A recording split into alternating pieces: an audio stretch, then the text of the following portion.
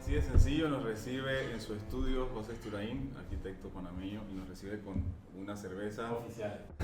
en su espacio, en su estudio, en su lugar y momento para crear, y también a sus opiniones y sus ideas. Muchas gracias, José.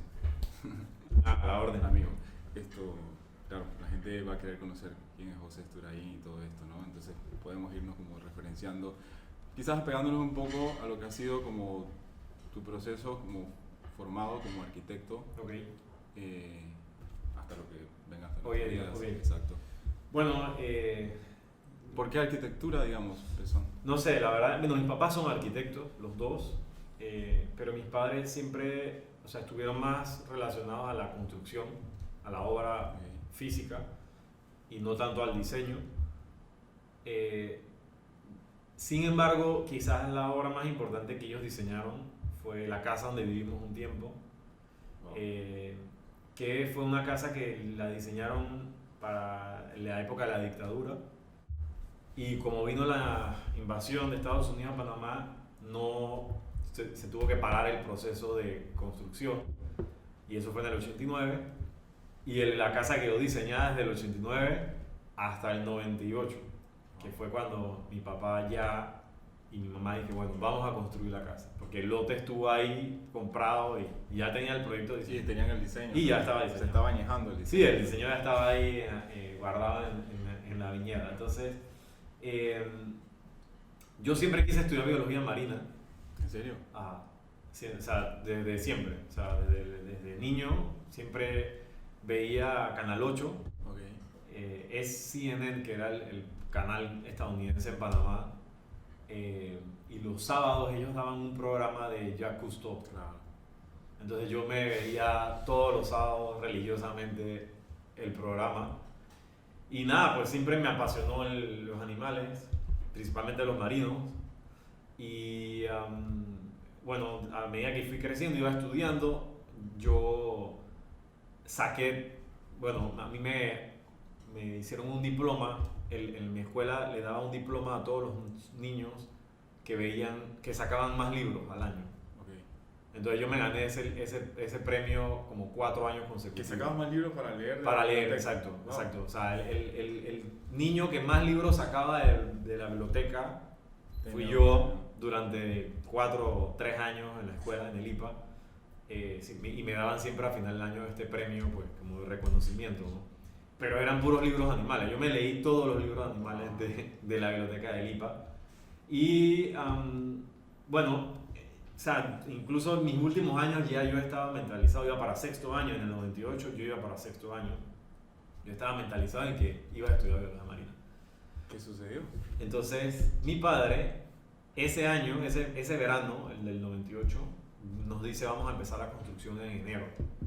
Y que en enero son nuestras vacaciones, entonces nos dice, ¿quieren trabajar con nosotros, conmigo, pues en el proyecto? Pues mi papá construía, así que dale, vamos. Mi hermano y yo, pues, somos 3 hermanos, pero mi hermano de medio y yo éramos los que teníamos ya 18, 17, 16 años, así que teníamos la edad como para estar en una obra. Claro. Para sudar ahí, ¿no? Sí, exacto. Entonces mi papá nos lleva al proyecto y obviamente pues fue duro porque, o sea, era la primera vez que trabajabas como tan fuerte. Y que es fuerte al final. Claro, ¿sabes? la obra de construcción es súper fuerte. Sol, lluvia y obviamente el día a día con los empleados de la construcción, ¿no? Albañiles, ayudantes, que no es tan sencillo. Sí. Pero fue bien interesante porque fue un aprendizaje. O sea, yo doblé todos los estribos de las columnas, corté acero, corté los aceros de las zapatas, de las vigas, de las columnas, de las vigas de amarre, de las vigas de techo, todo. Y Ahora hoy, esfuerzo total. todo. Nosotros vaciamos concreto, usábamos la máquina, la tula manual ahí para revolver el concreto y luego vacía. O sea, mi papá nos puso a trabajar. Y obviamente eso fue lo que hizo clic en mí. O sea, porque yo vi el proceso desde el enero del 98 hasta diciembre del 98. Yo vi el proceso de construcción de la que iba a ser mi casa. Wow. Todo. Yo no sabía nada de que era una viga, ya yo lo sabía a fin de año. Así que ya ahí fue donde decidí cambiar a O sea que arquitecto. ese periodo de estar trabajando con tu papá tuvo una influencia directa y Total. súper fuerte Sí, con brutal. tu perspectiva de Claro, porque yo no sabía nada, o sea, yo sabía lo que mis papás hacían, yo los ayudaba, pero nunca había estado involucrado, ¿no? Nunca había estado ahí. Y con esta construcción estuve full ahí. ¿Qué te gustó tanto como para decidir, estando ya pensando O sea, mucho en biología y que arquitectura? Lo que por la lo obra. que me captó fue el proceso. O sea, Ok. como algo que estaba en un plano, en un papel, lo lees en 2 dimensiones y lo llevas a 3 dimensiones, ¿no? Eso fue como bien impactante para mí. Traer al mundo material las ideas. De un papel, Claro. de un papel. Y también obviamente hay un tema sentimental, ¿no? Esta era la casa de los sueños de mi papá y de mi mamá. Mi abuela la vio, pero mi abuelo, el papá de mi mamá, no lo pudo ver. Pero sí vio el sketch que mi papá le hizo, porque mi papá le hizo un sketch y que, bueno, suegro, mira, así va a ser la casa. Y que, bueno, ya la entiendo, claro, porque mostrarle un plano a alguien que no está acostumbrado es difícil. Sí, sí. Pero mi abuelo se llevó la idea de la casa, pues. Entonces, bueno, era como esta idea, la casa del sueño de los padres de La casa uno. de la familia. Claro, ¿no? Y era una casa bien diseñada. O sea, yo creo que mi papá, si se hubiese dedicado full al diseño, hubiese llegado bien lejos, porque la casa estaba súper bien diseñada, nunca había calor, Wow. techos altos, ventilación cruzada, ventanas de paleta, techos inclinados, aleros. O sea, era la casa diseñada para Panamá. Arquitectura tropical. Tropical. Totalmente. Vegetación por todos lados. Entonces, claro, eso hizo en mí como un súper cortocircuito, y ya a fin de año yo decidí que, o sea, yo cambié de parecer en el diciembre del 98 ya a un par de semanas de salir de la escuela, ¿no? Tenemos Entonces, mucho tiempo y cambiaste. Cambié radicalmente. y ya entonces hice todo lo que tenía que hacer en la Universidad de Panamá para empezar a estudiar arquitectura, ¿no? Y Ok. fue interesante, la verdad que fue bien interesante. Entonces nada, yo estudio arquitectura en la Universidad de Panamá, y bueno, vivo lo que viven los que estudian en universidad pública, ¿no?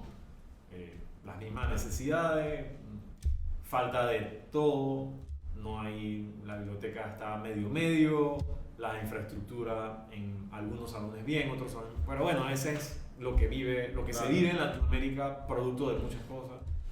De nuestro sistema educativo y Por eso sus falencias. Falencias de muchas cosas, no específicamente de alguien, sino de muchas cosas, muchos factores.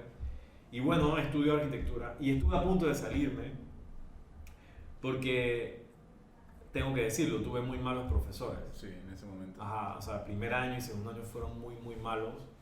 Aquí llamas malos.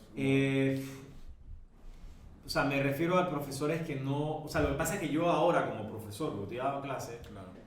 un profesor tiene que despertar en el estudiante de arquitectura muchas cosas. En primer año, por ejemplo. Si te vas a lo técnico, lo matas.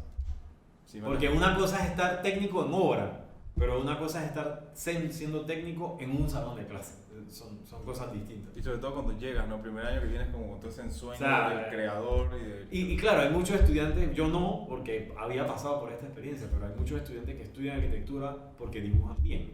Sí. Craso error, no tiene nada que ver.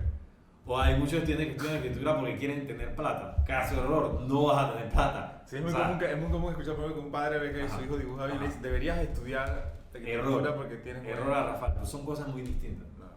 Entonces, claro, mis profesores en ese momento eran de la vieja guardia, y bueno, su metodología de enseñanza no fue como para mí, pues. Yo siempre he dicho que cada persona se educa dependiendo de la persona. O sea, y ese es como el error de nuestro sistema educativo, ¿no? Agarras 20, 30 estudiantes, los metes en un salón de clase y pretendes que todos aprendan Lo mismo... lo mismo, a la- con la misma metodología y con la misma persona. Y al mismo ritmo y todo. No puede ser. Puede ser que un profesor funcione para la mitad y para la otra mitad no le capte. Y yo siempre fui crítico porque hay un montón de cosas que yo estudié en la escuela que nunca necesité o Claro. nunca voy a necesitar. Por ejemplo, como que podría... No sé, Yo tengo con- mis conversaciones también con eso, ¿sabes? Hay cosas de física y un poco de cosas realmente, quizás quizás lo básico, pero hay cosas como tan profundas, yo siento que no es necesario, yo no lo voy a utilizar. A mí personalmente en la escuela me hubiese encantado aprender otras cosas. Claro. O sea, otras cosas que me hubiesen servido para lo que yo quería hacer. Pues. Claro. Y ojo, yo cambié de biología a arquitectura, pero ambas están como en lo mismo, ¿no? Ambas es un tema, arte es una cosa y lo otro es natural, pero también tiene su arte. Entonces como que, no sé, yo siento que la educación primaria y secundaria podría mejorarse mucho si entiendes al estudiante, o sea, si entiendes a quién te estás dirigiendo. Y te sabes un poco del programa que hay para el estudiante y más al estudiante. Exacto. Entonces ya de ahí decides, me iba a salir hasta que en tercer año un profesor, el arquitecto Roberto Sánchez, en una clase de teoría, él habló de unas cosas que a mí me llamaron la atención. Y como yo soy una persona, yo soy ariano, yo soy de signo de Aries, del 21 de marzo, entonces soy un man que no tengo paciencia. O sea, yo no soy para que me digas y que te voy a decir un secreto más tarde. Si me vas a decirlo, me lo dices ya. Porque me vas a tener muerto hasta la tarde. Exacto, fijado ahí. Ajá, entonces el profesor dijo algo y yo no me pude quedar con eso y fui a investigar. Entonces yo siempre he sido de investigar. Siempre he ido a buscar libros, siempre compraba mis libros. En Panamá, bueno, en esa época no había el internet como ahora. Entonces yo iba a la librería a buscar libros y recuerdo que me hice amigo de la dueña de una librería y ella me traía los libros de arquitectura, porque en Panamá no se traían muchos libros de arquitectura. Entonces yo le pedía a ella los libros y ella me los traía. Así fue que tengo, bueno, aquí no se ve, pero tengo mi colección allá atrás de libros porque así los iba comprando. Entonces, bueno, para mí esta carrera siempre ha sido fundamental. O sea, no hay nada más importante, o sea, a nivel de trabajo, pues no hay nada más importante que la carrera. Y es lo que trato de transmitirle a mis estudiantes, principalmente a los de primer año y los de segundo. ¿Sientes que ha cambiado como el modelo educativo, digamos, para la carrera específicamente de esos años con respecto a hoy en día, positivamente? No. O sea, han cambiado varias cosas, para mal. Para mal. Para mal. No puedo decir que hay malos profesores, hay muy buenos profesores, hay profesores muy nuevos y están tratando de renovar. Pero el mismo sistema te limita, ¿no? El mismo sistema te limita. Lo que al final yo hago es no aceptar el sistema y irme fuera de la línea. No sé si esté bien o esté mal, pero lo hago. Lo que sí es importante, que creo que podría mencionar, es que los estudiantes han cambiado. Yo siento que hoy en día los chicos son como unos fantasmas, ¿no? O sea, ¿en qué sentido fantasmas? Van muertos a la universidad. Van muertos. Sí, o sea, van zombies. O sea, en un aspecto de atención a lo exacto, que está pasando. O sea, no, es que no tienen, o sea, esta carrera necesita tener una llama adentro. O sea, tú tienes que estar, porque si no te mueres, te consume el sistema, te mata el sistema. Y tú para mantener un sueño, tú tienes que tener esa llama viva adentro. Puedes llorar, puedes poner las rodillas en el suelo, pero la llama puedes decir un día que hasta aquí, pero esa llama es la que te mantiene caminando y que la que te hace que te levantes y sigas. Y lo digo por experiencia propia. Entonces yo siento que hoy en día hay pocos estudiantes que llegan con eso. La mayoría llega porque tienen que ir a estudiar. O sea, porque el papá les dijo que había que estudiar, entonces ellos cogieron arquitectura porque dibujaban bien. Y ahí está la equivocación. He pensado como que hay un tema con esto también, como la elección de carreras en una etapa previa a la universidad, que nuestro sistema educativo no te guía, no te ayuda, ¿sabes? Claro. Creo que a una gran mayoría le puede pasar así. Es que mucha gente llega ahí sin saber qué es lo que va a hacer, a pasar. No tiene la figura, por ejemplo, si hablamos de arquitectura, no voy a ser el tipo con planos, que es chévere porque dirige obras y dibuja. Entonces llegan con esa concepción de que van a hacer plata o que van a ser ricos.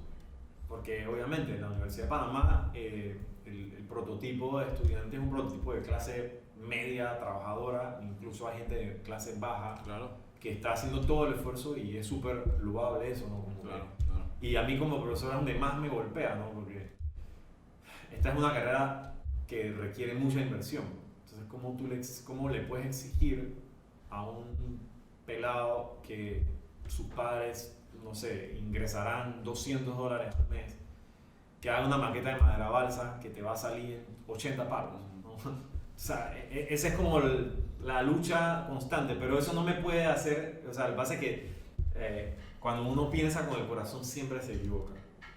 Y quizás como profesor no conviene... No puedes, Porque no puedes porque entonces te pones muy sentimental y entonces, ¿cuál es el punto de intermedio, no? O sea, ¿a quién le exige y a quién no? Entonces, para mí, si tú estás ahí es porque quieres estar ahí y el tratar de estar ahí conlleva sacrificio. Entonces, si no puedes comprarte algo el fin de semana porque tienes que hacer la maqueta, tú lo sacrificas. ¿Qué es lo que yo hacía? O sea, mis padres me daban y yo la plata que ellos me daban, yo me la guardaba y me compraba mis libros. Claro. Para poder como entender un poco qué es arquitectura y todas estas cosas. Entonces, o sea, yo creo que por ahí está el tema, pero a lo que me refiero con los pelados zombies es que les hace falta esa llamarada interna, ¿no? Que no esperen siempre que el profesor sea el que les diga por dónde tienen, sino como que, hey, sean rebeldes. Lo que pasa es que yo siempre he sido un man rebelde.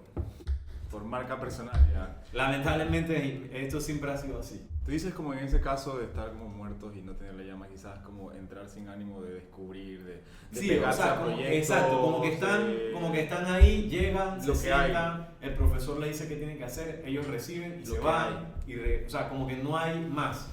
Y ahí es donde está, creo que la falla, ¿no? Entonces yo trato siempre como de despertar, le pego a la mesa así para que se despierten, o sea... Como la asamblea. Ajá, exacto. Pero es más que todo porque estoy tratando de dos cosas. Uno, si te gusta la carrera, despierta. Y si no te gusta, despierta y salte. Exacto. No pierdas tiempo, porque el tiempo es lo más valioso que hay. O sea, cuando tú haces así, ya pasaron 5 años y ya no tienes los mismos 18 años que tenías. Y le dedicaste 4 años a una carrera que nunca te gustó, que nunca te llenó, entonces sales frustrado. No hagas eso. Estudia lo que quieres. Si quieres ser plomero, panadero, contador, lo que sea. También está bien, pero... No importa, pero tienes que tener eso por dentro, porque si no, estudias algo simplemente porque sí, y entonces nunca terminas frustrado, pues, porque al final no te gusta lo que estudiaste. Entonces, ¿para qué tú estudias lo que tu papá? No, ya tu papá estudió y tu mamá también. Eso no es para tu papá, eso es para ti. Sí. Entonces, bueno, lamentablemente, como te digo, yo siempre he sido una persona rebelde. Me acuerdo que como en 4º grado, yo le dije a mi madre que ya no le iba a enseñar más el boletín. Porque yo era un buen estudiante, pues. Entonces, cuando era el momento de que tuviese que ver el boletín, yo eso le enseñaba. ¿Cómo lo tomó? Nada, pues, mi madre siempre ha sabido que yo he sido una persona así, pues. Y dije que bueno. Lo aceptó. Sí, claro, o sea, porque mi mamá me veía estudiando. O sea, Claro, ya sabía tu grado de o sea, responsabilidad. mi mamá sabía que yo era una persona responsable, entonces ella veía y dice, bueno, si vas a estudiar, o sea, al final realmente... Te ayuda esto de que exacto, tengas tu autonomía. Ajá, exacto. Es que es eso, quizás mi mamá entendió que yo necesitaba y siempre he necesitado ser una persona independiente. O sea, no me gusta depender, entonces desde niño siempre fui así y mi madre dije, bueno, dale. Entonces al final el boletín yo se lo mostraba en el momento en que se tenía que mostrar, ¿no? Mira, mamá, me fue mal en aquí está. Y de hecho fracasé en la escuela, o sea, yo nunca he sido un súper buen estudiante. Okay. Y eso es súper bueno que me haya pasado, porque el haber fracasado en la escuela me ayudó a levantarme. O sea, nunca me caí, o sea, siempre me levanté. Fracasé, al trimestre que seguía lo podía recuperar. Entonces, por ahí aprendí mucho pues, de eso. Claro, entiendo. Eso es bueno. Sé que tuviste un tiempo también formándote en Europa. Sí. Cuéntanos un poquito cómo fue eso. Bueno, en 2007 me fui a estudiar a Barcelona, una maestría. Y bueno, o sea, me fui a estudiar un máster en espacio público. Wow. Que no era un tema muy hablado en Panamá hasta hace 10 años. Y bueno, decido por eso, porque ya yo había visitado Barcelona el año anterior, y había quedado volado, o sea, una ciudad... Con la ciudad. Sí, o sea, yo la había visitado en 2006 y en 2007 me fui a estudiar. Entonces ya yo tenía como la idea de, esto es espacio público. Entonces ya cuando llego a la U empiezo a estudiar y obviamente es una universidad distinta porque no es una universidad enfocada solo al arquitecto, lo cual fue fundamental para mí. porque yo no estuve rodeado de arquitectos, estuve rodeado de otras disciplinas que me enriquecieron. Tuve profesores antropólogos, o sea, tuve profesores actores, actrices, artistas, músicos, o sea, tuve todo lo que no tuve cuando te estudias arquitectura, porque son puros profesores arquitectos. Sí. Y al final lo que hace que tú te enriquezcas es entender la visión de varias personas, no solamente de uno, porque el arquitecto piensa como arquitecto, Claro, pero todo el tiempo. si hablo con alguien que no lo es, tengo otra visión. Entonces eso fue fundamental para mí y mi crecimiento profesional. Y nada, en Barcelona, bueno, Barcelona es una ciudad hermosa, tiene sus problemas, pero a nivel de espacio público, o sea, nos lleva años luz. Yo entiendo que es un ejemplo, ¿no? Como Es el top, o sea, de hecho en Barcelona se celebra todo lo que tenga que ver con espacio público. La Bienal de Espacio Público se hace en Barcelona. Hay un premio sobre el espacio público europeo que se celebra en Barcelona. O sea, es un referente. Es el referente de espacio público. Entonces nos fuimos para allá, estudiamos, al año siguiente regreso. ¿Tuviste un año? Un año, estuve un año, al año siguiente regreso y empiezo pues a trabajar ya como profesional con la maestría, ¿no? Y fue brutal, o sea, han sido desde 2008 hasta la fecha, han pasado 11 años. Wow. Y fue brutal, ¿no? Yo regresé en 2008 al Museo del Canal. Yo fui director de museografía del Museo del Canal, y ahí fue fundamental mi aprendizaje con la directora, la doctora Ángeles Ramos Vaquero. Me enseñó un montón sobre el tema de los museos, porque mi tesis fue de museos. Entonces, así fue que yo llegué de ella, y ella me ofreció un puesto porque me vio pues y me dijo, vi algo en ti que me gusta y quiero que formes parte de mi equipo. Entonces yo le dije, bueno, vale. Entonces asumo, mi primer trabajo fue director de museografía del Museo del Canal. O sea, casi nada, ¿no? O sea, casi nada. Fue el primer trabajo. Yo digo, he tenido bastante, no sé si suerte, pero he llegado a la gente que me ha recibido y siempre me ha abierto las puertas. Entonces después de ahí trabajé también con una amiga en un proyecto de un hospital, Linet Giannicelli, una arquitecta, que también me dio la oportunidad de trabajar con ella en un hospital. ¿Como arquitecto? Como arquitecto, o sea, yo estaba trabajando para su oficina. Okay. Yo la ayudaba en el proceso de diseño, etc. Y luego estuve unos meses solamente porque era solo para el proyecto. Y luego agarro mi primer encargo, una casa. Okay. Solo tú, para ti. Sola, mi primer proyecto así como profesional. Cuéntanos de tu primer proyecto, eso me parece muy interesante. Entonces, fue brutal. Fue brutal porque mi primer proyecto, bueno, era para un amigo mío, para un súper amigo de toda la infancia. Entonces, yo le diseñé unas casas adosadas, que luego se convirtió en una casa para él y para el hermano. Porque al principio era para él y la otra era como para vender. Pero luego el hermano como que se interesó y formaron parte de él. El proyecto fue súper bien a nivel de diseño, o sea, fue una súper experiencia, pero amarré la construcción y ahí dije, el golpe más duro que yo creo que he recibido en mi vida a nivel profesional fue ese proyecto. Porque por temas de la vida, cosas que sucedieron paralelo al momento ese, personales, o sea, personales con mi padre, con mi madre, afectó, digamos, el proyecto, pero también ese año fue el año que más llovió en Panamá, y, o sea, nosotros empezamos a abrir la primera zapata y fue, dije, una tormenta de 2 días. Entonces el proyecto se atrasó y obviamente tú sabes, cuando tú construyes, lo que mata un proyecto es el atraso. Sí, sí. O sea, el atraso en obra te mata porque tú tienes que seguir pagando y no estás generando a la par. Es dinero directamente el atraso, es pérdida de dinero. Pérdida de dinero. Entonces fue difícil porque fue un proyecto de 1 año y fueron 6 meses buenos y 6 meses terribles, o sea, terribles en todo, ¿no? Fue difícil, fue el momento, yo creo que fue el momento más difícil de mi vida. Incluso, o sea, yo sufrí de una depresión brutal con ese proyecto, al punto de que uno pensó de que, sí, ¿continúo viviendo o no continúo viviendo? Porque ¿Tan fuerte fue personalmente? Sí. Como... Sí, fue lo más difícil que yo he vivido a nivel profesional. sea, me llevó a una depresión que me ha tomado muchos años como verle la parte positiva de por qué tuvo que pasar eso. Ya ahora sí lo tengo claro, ahora sí lo tengo claro, y fue simplemente una enseñanza. O sea, ¿No te parece algo como algo recurrente? No sé si te pasa igual que a mí con gente que trabaja en temas de construcción, diseño, esto, que la fase constructiva de algo se puede volver un infierno. Es como algo muy común aquí. Es súper común. Nuestros ritmos son es que muy intensos. Al final la construcción tiene sus riesgos. Y bueno, esto no es nada, porque nosotros estamos hablando de, no sé, 100.000, 200.000 dólares. Sí. Ahora imagínate cuando tú tienes una obra de millones de dólares y te vas a la pérdida. Mega proyecto, exacto. O sea, te puedes pegar un tiro fácil. Totalmente. O sea, totalmente. Y obviamente yo sentí la presión porque yo estaba con mis padres, porque el proyecto lo estaba construyendo con mis padres, ¿no? Y fue triste porque o sea, terminó un poco mal la relación, no con mis padres, sino con mi amigo, el proyecto, todo. Ya después no pasó nada, o sea, la amistad se mantiene ahí, pero obviamente siempre hay como cambios, ¿no? Sí.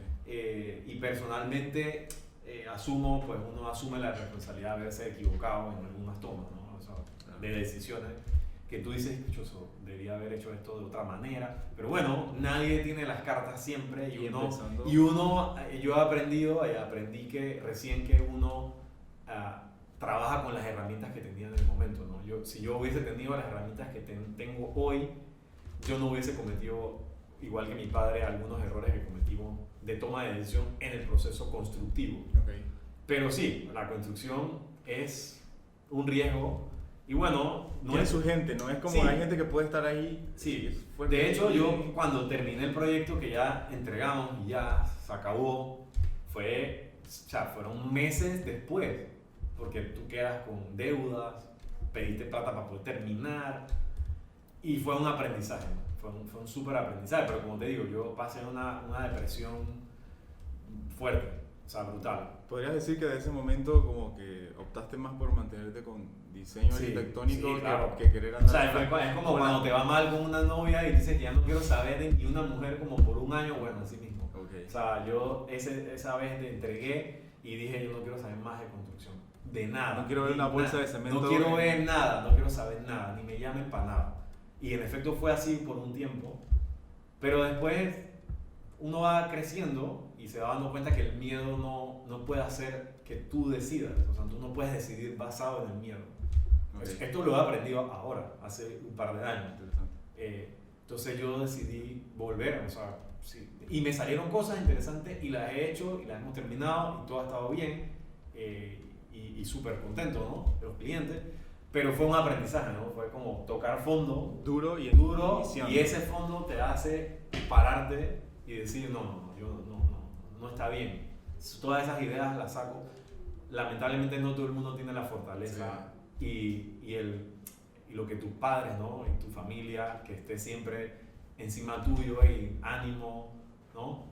Entonces eso me ayudó muchísimo a salir adelante. O sea, fue fuerte. Pero nada, estamos aquí. Fue una escuela. Sí, aprendizaje duro y puro. Y de ahí, pues nada, ahí es donde llego aquí.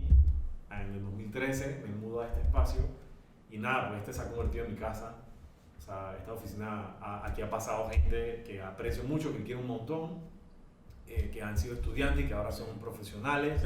Exacto, eso te iba a comentar, que de tus propios estudiantes han trabajado y trabajan. Es que casi todos, exacto, o sea, casi todos mis estudiantes ahora son mis amigos. ¿Sientes que te da otra oportunidad de enseñar otras cosas estar aquí, cierto, que en la carrera? En la academia, claro, porque aquí pueden experimentar el día a día, la realidad. Y algunos sesgos que quizás en la carrera no vas a ver, a menos que estés trabajando. Exactamente. Y también que la parte humana, ¿no? El crecimiento humano de estar con una persona todos los días, de apreciarlo, es súper importante. Claro. Entonces, de momento ahorita mismo estoy, digamos que solo, pero bueno, uno nunca está solo, ¿no? Uno siempre llama, hey, necesito que me ayudes con esto, claro, colaboremos. Y creo que la carrera de arquitectura ha ido como transformándose. Antes como que el top of mind era llegar y tener una oficina con 10 empleados que trabajen para ti. Y ahora la arquitectura es más colaborativa, ¿no? Hagamos esto juntos. Es como cuando eres el vocalista de una banda, pero cantas para una banda, tocas la batería para otra. Como que tienes tus proyectos. Exacto, separados, exacto. Son aleatorios. proyectos aleatorios que a todos en conjunto te llenan. Okay. Entonces es lo mismo hoy en día con la arquitectura, ¿no? La arquitectura ya no es solo el arquitecto que hace planos, hay un montón de cosas que puedes hacer. ¿Qué puede hacer el arquitecto? Exacto. Como arquitecto, ¿no? Entonces, nada, llevo ya 5 años en este espacio, pero ya 11 años como profesional. Y bueno, en los últimos 5 años también estuve haciendo como 2 bandas. Mi banda GIA y la banda en la GIA, GIA, que es mi espacio, mi proyecto proyecto profesional, de taller. mi oficina de arquitectura, mi taller de arquitectura.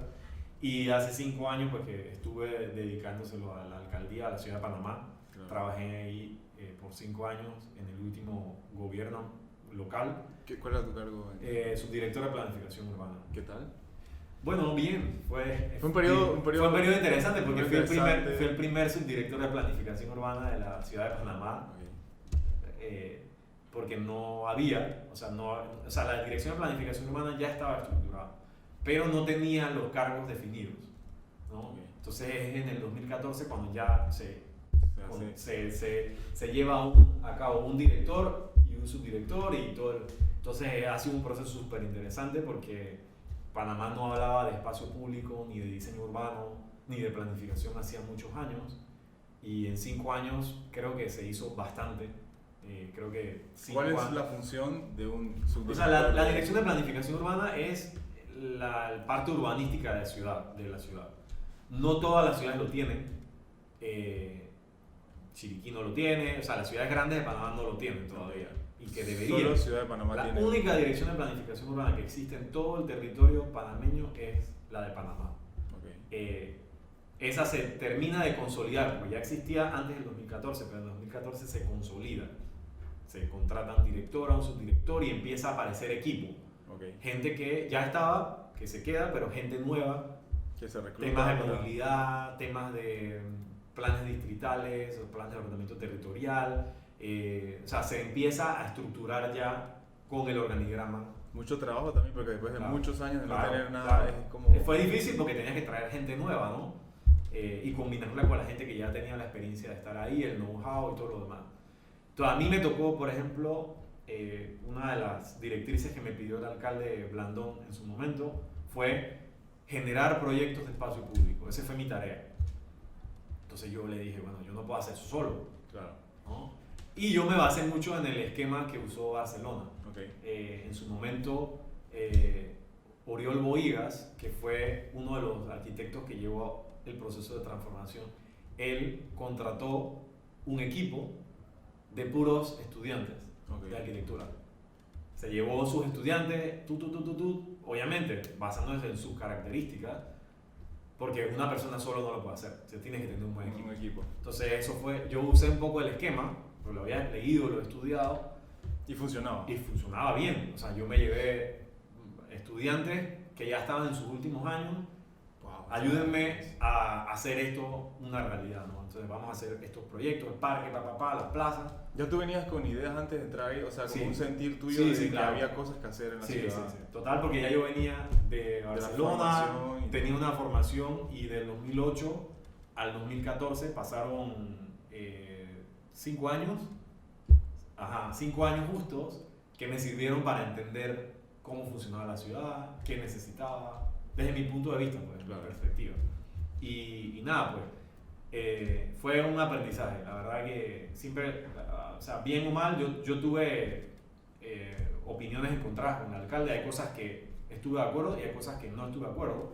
Pero bueno, eso es como en la vida, ¿no? Es como cuando tú estás con tu papá, ¿no? Tu papá te puede decir cosas y tú estás de acuerdo con algunas y otras no. Y continúas. Y hay que continuar. Entonces, yo siempre le agradezco porque fue una escuela para mí estos 5 años.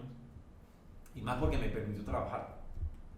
Okay. Y más a mi jefe directo, que era el director de planificación. O sea, que dieron libertad para hacer cosas. Manuel Trute me dio la libertad completa de gestionar el espacio público, ¿no? O tratar de hacerlo, ¿no? Y gestionamos varios proyectos. Algunos quedaron muy bien, porque nosotros lo que hacíamos era generar la idea conceptual, generar el proyecto básico y luego entregárselo al alcalde para que recibiera la aprobación y pasara entonces al proceso de contratación. O sea, es bien administrativo todo, ¿no? muchos proyectos se hicieron con nuestra visión y otros no se hicieron con nuestra visión por temas legales, ¿no? Okay. Hay unos temas ahí que la ley de contrataciones públicas necesita adecuarse, pero bueno, fue un aprendizaje, se generaron muchos proyectos y la verdad es que fue bien interesante cómo un sitio que estaba degradado se revitaliza con gente, ¿no? Y Okay. ahora hay actividades, te puedo decir, por ejemplo, el Parque Urracá. Sí. Parque Urracá hoy en día, o sea, ya tenía su actividad, pero estaba degradado el sitio. Sí. Ahora está más limpio, hay más luz, hay más iluminación. Luz en el sentido no solo de la luz del foco, sino es más abierto el Con espacio. respecto al espacio en sí mismo. Exacto. O sea, que sí hubo un crecimiento. Y bueno, nada, fue difícil también porque se recibieron muchas críticas de los proyectos principales de Vía Argentina, Calle Uruguay. Son proyectos que la gente no entiende todavía. Incluso todavía hay gente que no capta el mensaje del Creo que proyecto. falta como alguna forma de educación más con respecto Yo creo que eso. falta más educación nuestra, pero también falta más ser proactivos. Nosotros como sociedad no nos gusta mojarnos, como se dice, ¿no? No te gusta mojar, o sea, tú quieres decir lo que hay que arreglar, pero no te gusta ir y formar parte de ese De la proceso. solución. Exacto. Entonces a mí nadie me va a decir que yo no lo hice. Yo formé parte 5 años de un gobierno local y sé las cosas que están bien y sé las cosas que están mal, ¿no? Entonces yo me siento contento con mi aporte a la ciudad de Panamá. Yo nunca hablo de tema político porque al final yo trabajé para la ciudad de Panamá. Genial. Yo trabajé para la ciudad de Panamá. Es un sentimiento más colectivo. Yo lo veo como algo colectivo. O sea, yo trabajo para la ciudad de Panamá.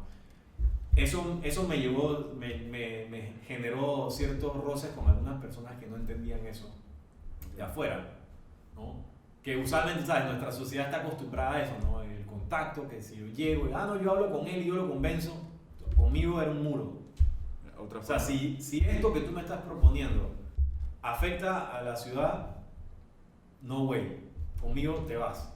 Okay. Si esto que tú me estás proponiendo tiene un beneficio para ti, pero también tiene un beneficio enorme para la ciudad, entonces podemos conversarlo.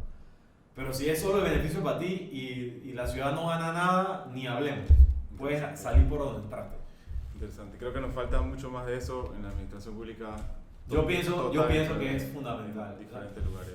Yo creo que ese es uno de los problemas, que hay mucha gente que llega a la administración pública a enriquecerse y a tratar de ver qué se gana, ¿no? Dónde se mete. Te doy una anécdota. A mí me ofrecieron tener, como me tocaba, pues, los subdirectores y los cargos de jerarquía le dan celulares, ¿no? Okay. Le dan un celular con minutos y vaina. El último iPhone de... No, era un Samsung ahí, última de generación. pero te daban el celular, ¿no? Y yo no acepté el mío. O sea, ¿para qué? O sea, si yo gano bien, ¿para qué yo quiero otro celular? Con lo que yo gano, puedo pagarme mi celular. ¿Para qué quieres que el Estado te pague un celular? O sea, es que no tiene sentido. Por eso te digo, ¿para qué un diputado que gana $7,000 hay que pagarle la gasolina? Vamos. Es un tema de conciencia, de autoconciencia. Vamos, es que yo no ganaba como un diputado, pero tampoco ganaba mal, ¿no? Mi salario era un salario bastante bueno. Ganamos para estar bien.